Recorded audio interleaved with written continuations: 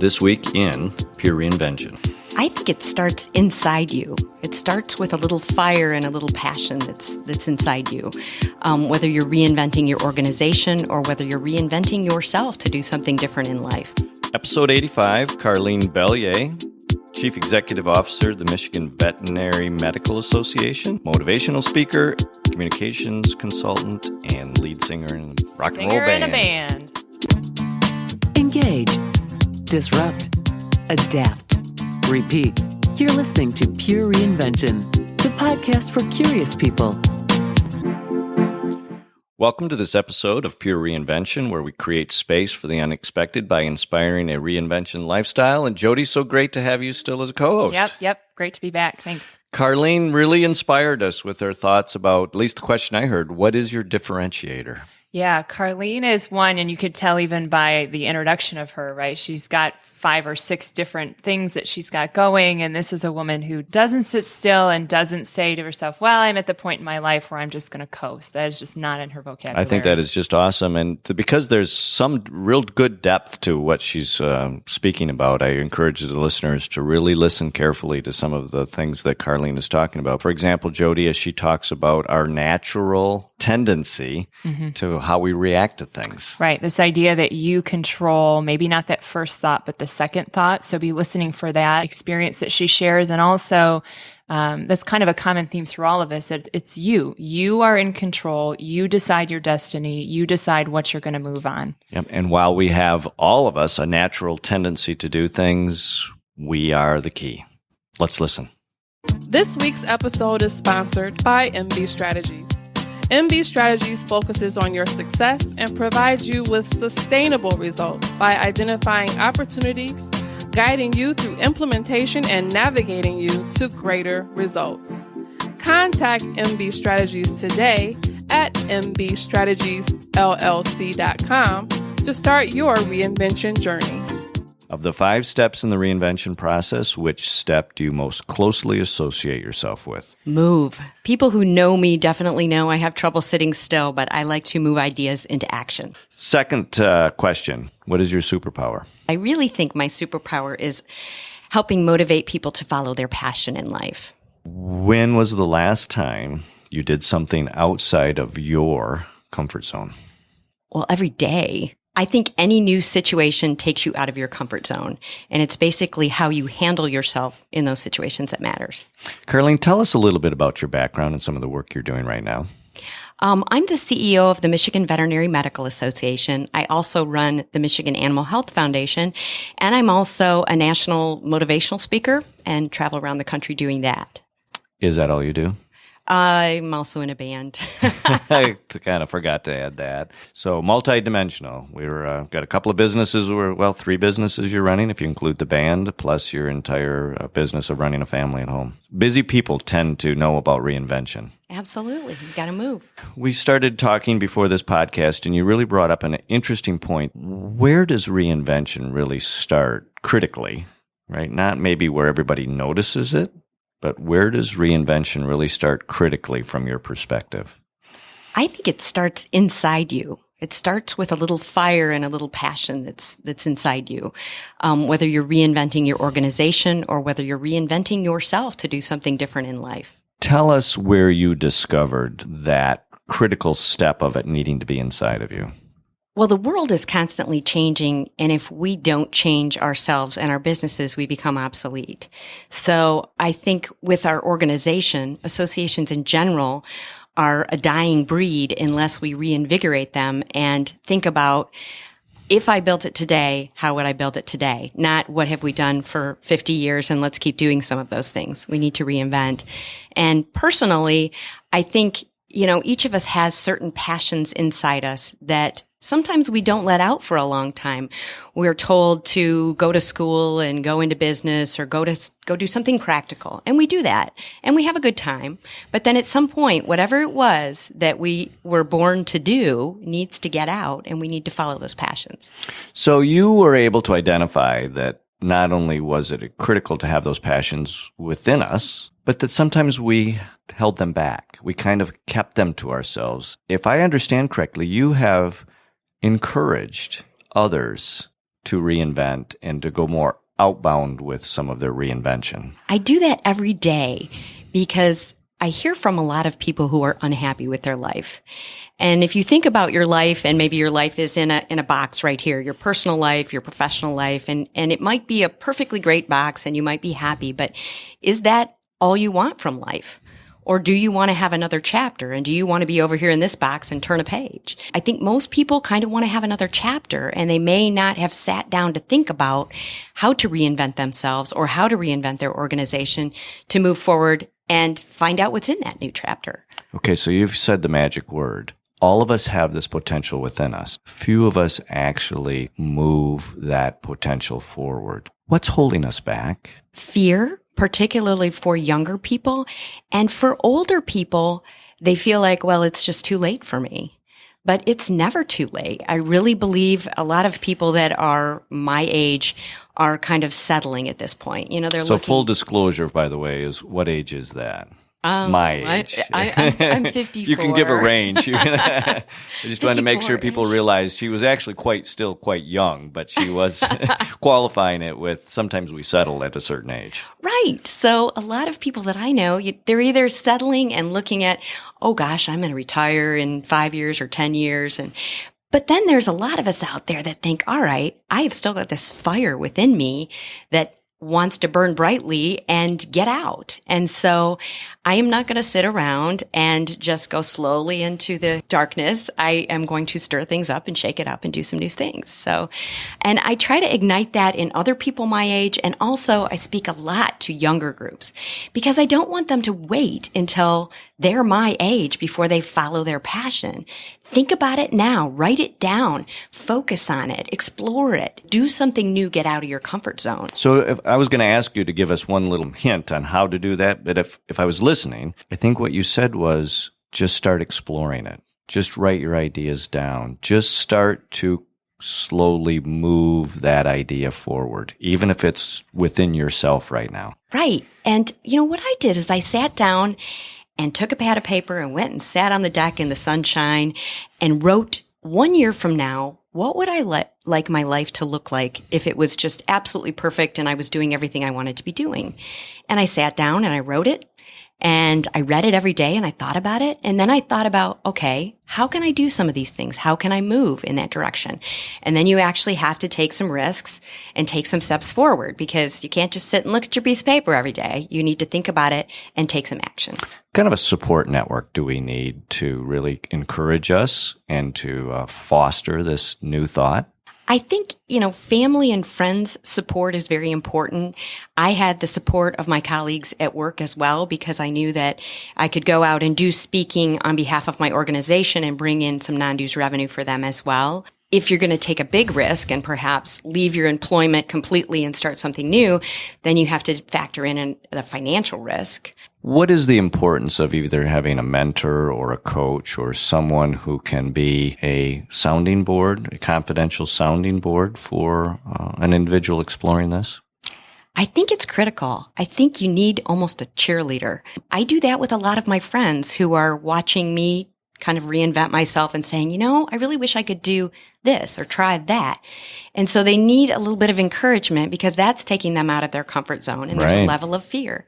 And then the younger people also, they haven't built that confidence to go out and take many risks yet. And they're busy listening to people telling them, well, you really need to do this or do that instead of listening to their heart and paying attention to what their passion is. So this is a kind of an educational opportunity that we don't necessarily teach in our school system. This more entrepreneurial, risk-taking, follow your passion, or even identify your passion before you can follow your passion. Right. But that's what you are encouraging these listeners to do, is to understand it and learn how to move it forward. So I'm really curious to understand how you see movement in the reinvention process, because I think that not only is it the personal ownership that we take, but then at the end of that process, it's how did I make a difference? So talk about how you kind of describe movement and perhaps share some ideas to those people who are listening. One of the quotes I have posted around my office, which I have a lot, is all great changes are preceded by chaos. I think we see that all the time in reinvention, whether it is our organization or personally. We need to shake things up, and there is chaos, and I am a mover. I'm not a person that can stay in one place. So movement is hard, especially for some personality types that might be a little more conservative, a little bit more slower paced. And that is hard in an organization to find a balance. But I just feel really strongly that if you're not moving at all times, you're going to become stagnant. You're going to become stale. Your organization is not going to thrive. When you hear about chaos in a person's life or in an organization, what does that tell you? That they're going through changes. Change is hard. Older generations typically view change as bad. The millennials view change as good. So there's a lot of different viewpoints out there.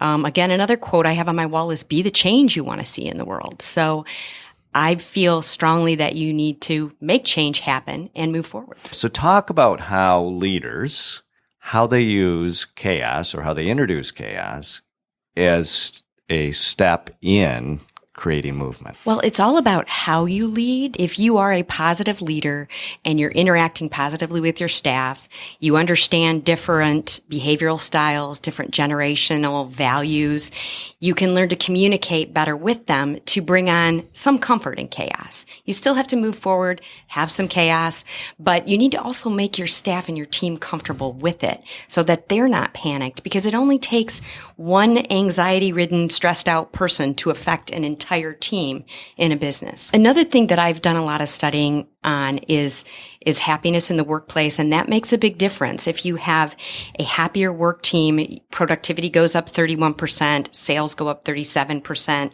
creativity goes up 3 times. And you can do a lot of this in a fairly easy way if you have a little bit of help. And that's one of the things I go out and speak on as well, creating happy and productive work teams. So if we can get that kind of enhanced productivity, which creates good movement, right?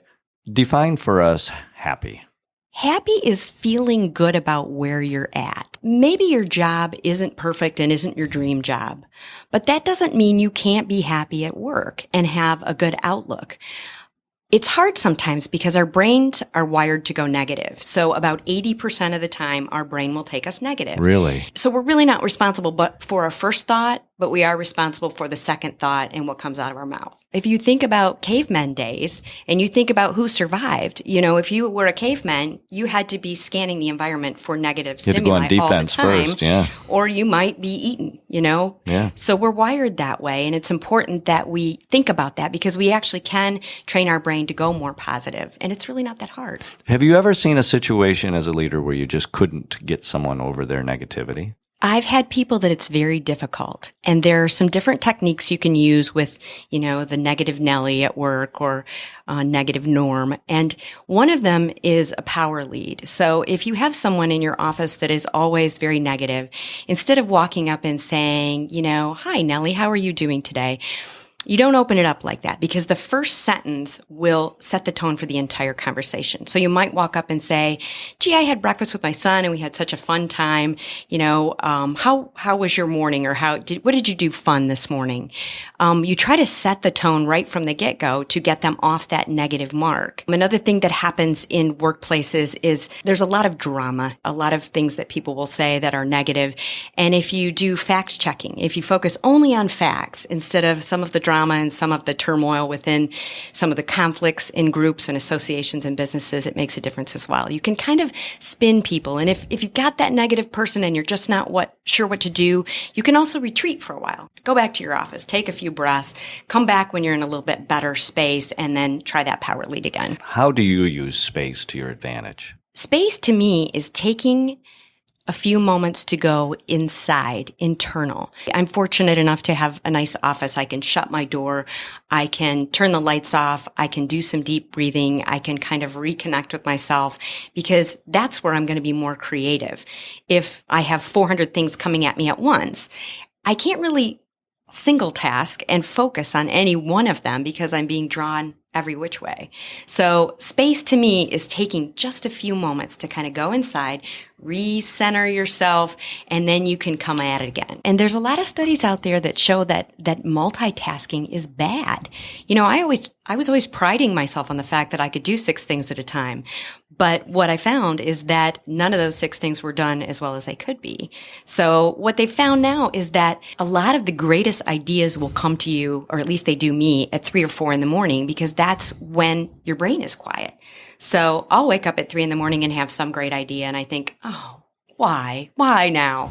But if you actually get up and write it down, and then the next morning you can jump on that idea and try something new, it makes a big difference. Karlene, if people want to know more about the work that you're doing with leadership, how do they get a hold of you? Probably the easiest way would be to go to my website, which is karlenebelyea.com, and you can shoot me an email. My cell phone's on there. Happy to talk to people one-on-one, help them with their businesses, help them personally. This is just my passion, and I really enjoy helping people. Karlene Belyea, who's creating a lot of positive movement in a lot of positive ways. Thank you so much. Thank you.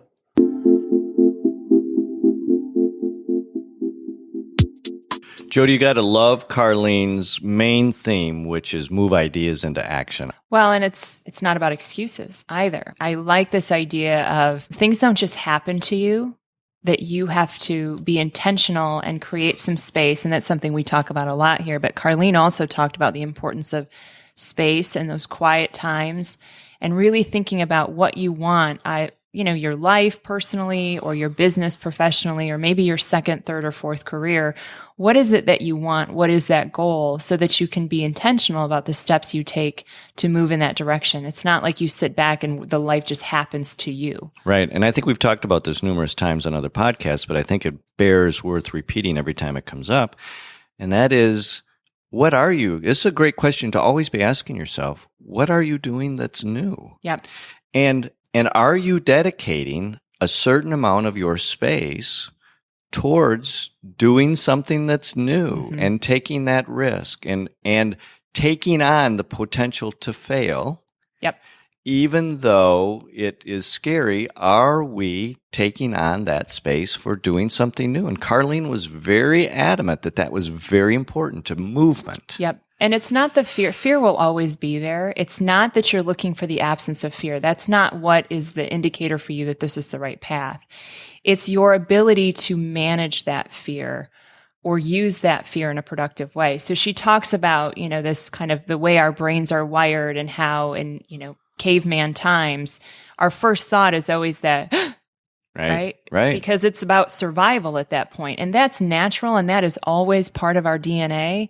But it's that second thought, right? What comes next that you do have control over, and really programming yourself. And it has to be an intentional practice to program that second thought to be one of, I can do this. So Jody, in your experience, when you would see somebody that was hesitating because of their first thought, yep. How do you move them into a productive second thought? Well, it starts and it ends with the goal. What do you want? And the what you want has to be greater than the fear. And I can tell you personally, that was true for me, right? I wanted a life in which I was doing work that was challenging for me, even though it was scary to think about doing that on my own as a business owner. The want was greater than the fear. So for your listeners, the encouragement is you have to overcome the natural space of fear with a greater amount of what you want. Yep. And chances are, since the amount of fear is relatively static, it'll always be there. We have to create a new variable, which is, what do you want? Yep. And that variable, the amount of energy we put into that space, then overcomes that natural fear. Right. And I also think that once you've navigated fear a couple of times, it doesn't necessarily become less uncomfortable, but it becomes less debilitating. And so practicing this on a regular basis will also help you jump from first thought to second thought much more quickly. What an awesome thought. Thank you, Jody. Remember, if you're ready for a change, make it a change that lasts. Make it pure reinvention. Thanks for listening to this episode of Pure Reinvention. Keep the conversation going and get alerts when new podcasts are up by following us on Twitter @Pure Reinvention or sign up for our mailing list at purereinvention.com.